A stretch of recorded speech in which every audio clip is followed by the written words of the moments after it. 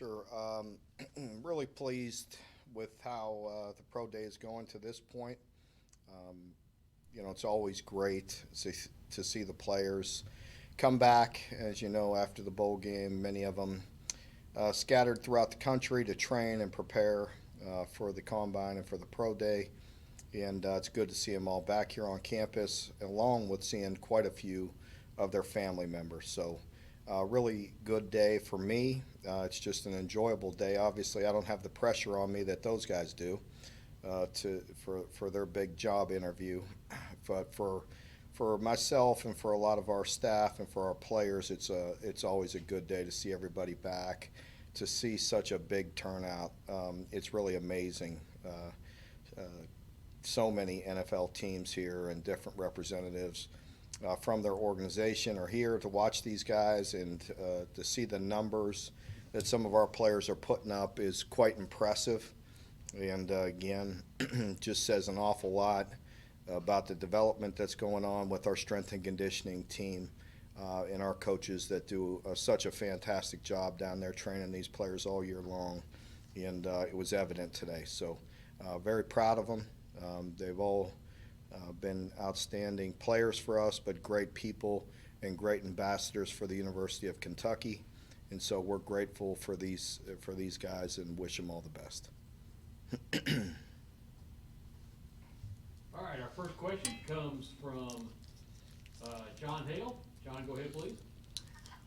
Mark, it certainly seems like Jamin has done what he needed to today to put himself in that first round conversation. I'm curious, just what are you telling teams when they ask you about kind of this meteoric rise he's gone on over the last year? Well, I think what a lot of people need to understand these pro organizations, they're going to come to us for information and talk to us, but they're going to do what they want to do. There's nothing Mark Stoops can say that's going to push him into the first round. It's going to be Jamin doing the work and what his film looked like, and their interviews with him and their workouts and all things of that nature. So, so it's really, you got to give credit to the players. Jamin is doing the things necessary, and his film speaks for itself, and the way he's improving and the way he's testing, is putting himself in a position. So there's nothing I can do, and I think that's a misconception by, unfortunately, a lot of past players and current players and things of that nature. Heck, your film doesn't lie. It is what it is, and Jamin deserves the credit. Again, our strength and conditioning team deserves some credit for putting him in position. His position coach, John Summerall, and before that, Matt House, and guys that have coached him up. But he's doing the things he needs to do to put himself in that position. So I give him the credit, and the people that help train him. Josh Moore. Mark, how's this event, from the first time you kind of started going through this stuff at Kentucky compared to now? I mean, just the level of attention on Kentucky specifically.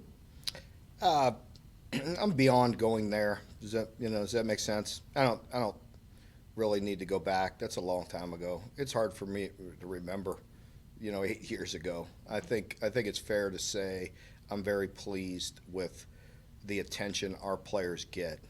We are very open. I give great access to scouts and the players all the time.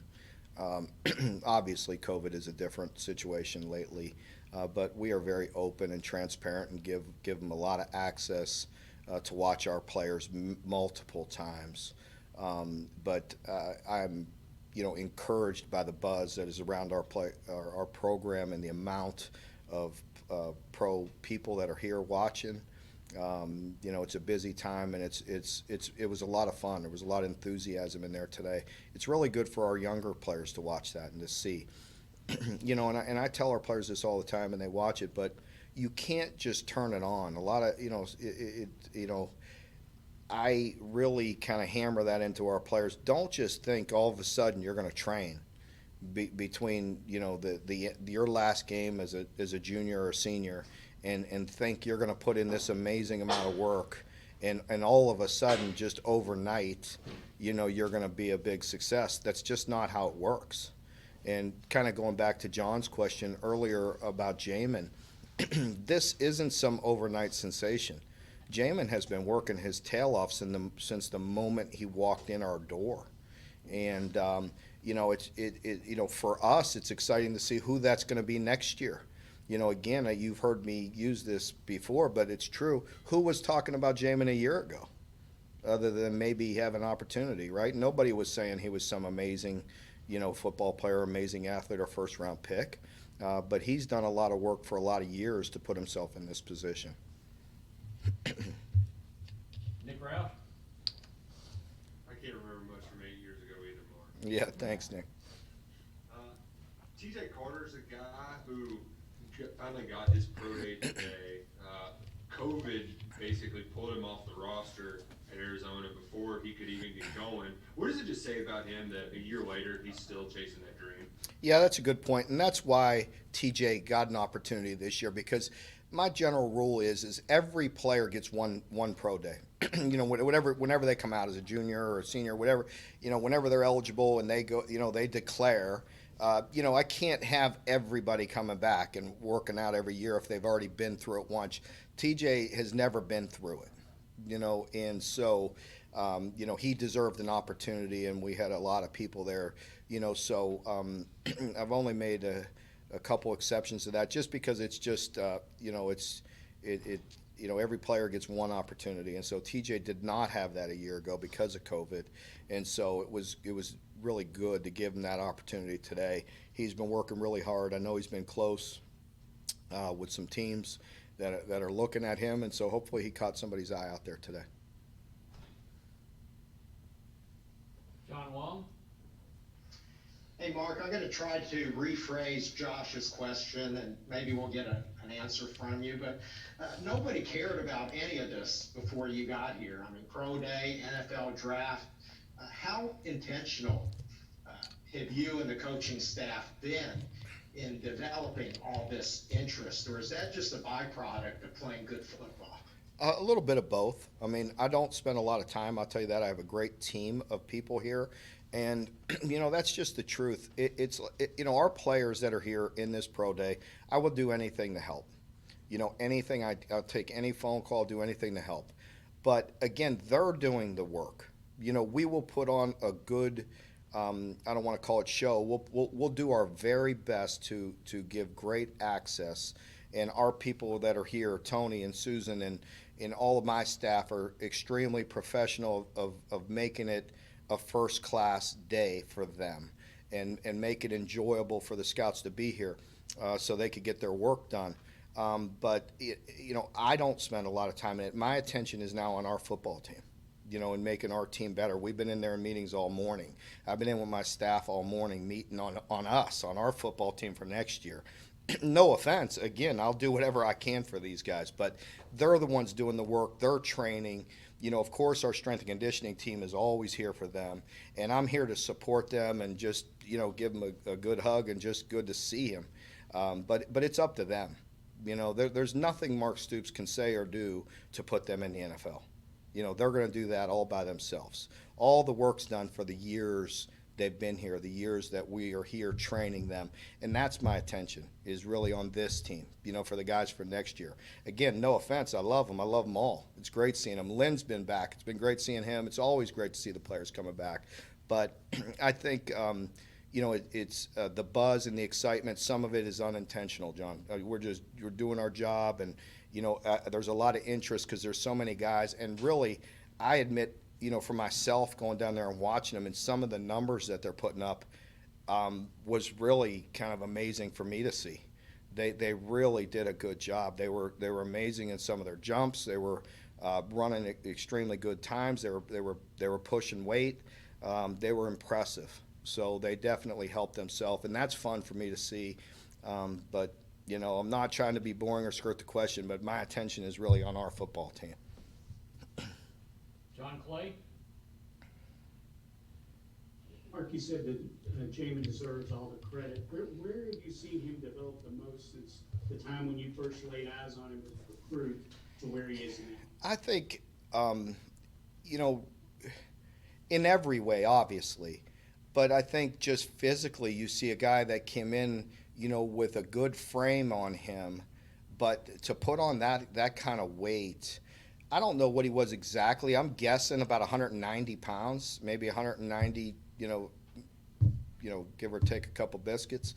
But now he's 235, solid muscle, ripped up, jumping out of the gym and running great numbers, and that's from a lot of years of hard work. And again, our team putting him in a position to really train at a high level and develop. And so I think Jamin, just being very conscientious for all those years, he really put a lot of time into learning the game. He spends a lot of time with Coach Summerall, just being a student of the game as well. But if you just give me any one thing, I would just say physically, his body and the way he transformed, much like a Josh Allen, coming in with a lanky frame and putting on all that muscle. I mean, you can't even really call it weight because there's not an ounce of fat on that guy. It's you're putting on a lot of muscle. Reminds me a lot of myself. Big joke there. Don't be making fun of me on that. Yeah, I feel like that deserves a follow-up. Yeah, that's right. I set myself up for that one. No, you guys are going to be throwing darts at me for that. All right, Nikki? Hi, Mark. Nikki Jabala at the Washington Post. Hi. Was there a moment in your time with Jamin where you look back and it really stood out to you as this is a ton that really embodies his growth, his development, or even just who he is as a player? I mean, it could be a game, a play, anything. Well, that's a really a hard question because he's a guy that kind of just likes to just stick to what he does. He's just a guy he is very consistent. You go back and I recall going back and seeing the way he grew up in South Georgia and just how well mannered he was and such a great family and the work ethic that he had. And that's the same thing he did every day here. And that's sometimes boring to write about and talk about, but it's the truth. He was just a guy that truly day to day got better each and every day. And he always just controlled the things he could control, come in, spend a little extra time. If he was struggling, putting it together mentally, he would pick it up, because he would put in the time. Same physically, just always working hard and watching what he eats. And, I don't know. I'm sorry I don't have anything fun. It's kind of boring to talk about because that's just who he is. He's consistent. And and I'll tell you this, he was a joy to coach each and every day. I'm going to miss him because he just always had a great attitude, had a smile on his face, but he had that determination each and every day, very competitive. And it doesn't surprise me to see him in this position. Jeff Drummond? Hey, Mark, you kind of touched on this briefly a moment ago, saying some of the numbers were kind of catching you by surprise, some amazing stuff. I'm thinking about Landon Young in particular, watching this video. He's moving around great. And for a guy that had that serious injury, a couple of years ago, what's that say about, what he's done and what the doctors have done for him? Well, amazing. I mean, he did a great job. Our docs did a great job. He did a great job with his rehab. Same with Gabe and our, trainers, just getting him back to full strength. But he is another guy. You're right. You look at him and you just look at his size and he weighed in at 310 today. But, the muscle that he put on. Landon always had that great frame. He had the length, but he had to work really hard. And you could see that today. It was really evident. Just seeing him physically, how big and strong he was. That's sometimes very hard for a guy that's in the 6'6", 6'7" range. I mean, to put on that amount of strength. And I'm looking at it here. He did the bench press 34 times. That's not easy for a guy with his arms that long. So, again, just a credit to him. Doesn't surprise me. He's always had the same work ethic. Just, put his head down and went to work and did a great job. All right, Joshua? Mark, is there any? Oh, sorry, Oh, not Joshua. Yeah, Joshua Allen, go ahead, I'm sorry. Sorry about that. Hey, Coach, how are you doing today? Good. How are you?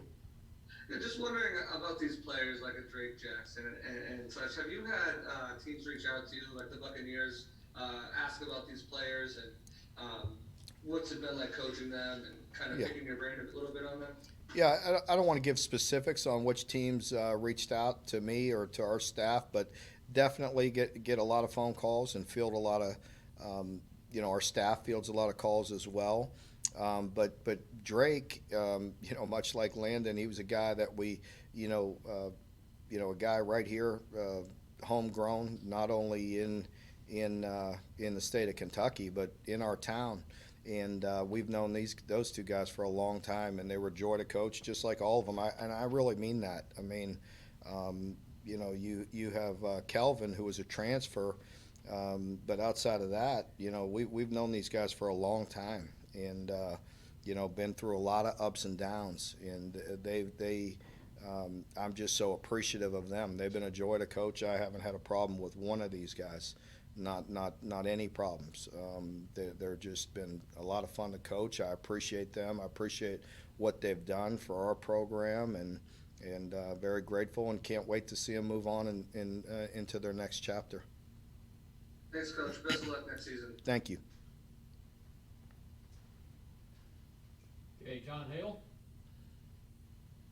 Mark, you just mentioned Kelvin there. Obviously, he had some big moments last season and some other moments where he got some attention for the wrong reasons. Just what do you think the key for him is to make it at the next level and stick there too, not just, get drafted high?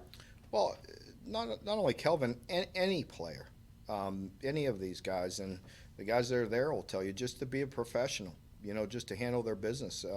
He obviously has the talent, and I expect him to. I'm sure he will. He has not been one bit of a problem for me. In the 2 years that he's been here, he's not been a problem whatsoever. He's always done a good job. He's been on time. He's worked hard. He bought into our culture and our program, and it's been a lot of fun to coach, and I don't expect that to change. I think anybody that's a professional, that's what's expected of them is just go handle your business, do what the coaches ask you to do, and perform. He definitely has the ability, and I expect him to play a long time.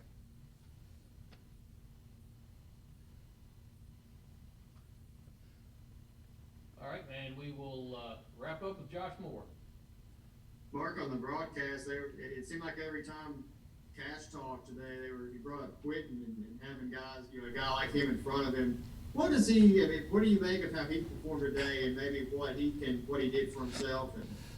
Yeah, it's hard to say ever what exactly teams are looking for, but Quentin, there's another guy, and it's just true. I mean, he just came to work every day, very unselfish. Quentin was a joy to be around. I enjoyed our relationship. He's a quiet guy, but we still, had a great relationship, and he just kind of came to work every day. And to play that position, you got to be very unselfish. Sometimes it doesn't always show up in the stat line, but you have to take care of your job and do a lot of dirty work up front there. And Q was a very steady and consistent player for us. All right, do not see any more questions, so we will wrap it up. Coach Stoops, thank you for your time today. Okay, thank you all. Appreciate the call.